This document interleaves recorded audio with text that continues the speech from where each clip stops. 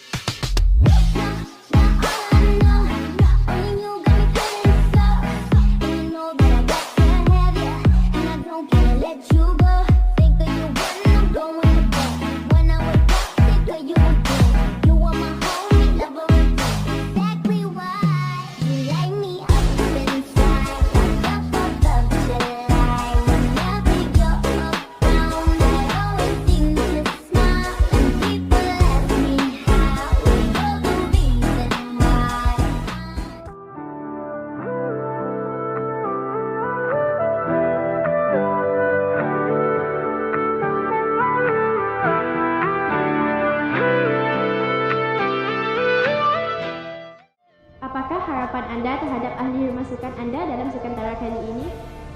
Apakah pesanan Anda kepada semua peserta agar terus bersemangat dan mengekalkan semangat kesukanan? Saya berharap agar Rumah Kuning pada tahun ini memberikan komitmen dan saya berharap juga agar Rumah Kuning pada tahun ini mendapat kejuaraan dan saya berharap agar semua memberikan semangat kesukanan yang amat tinggi.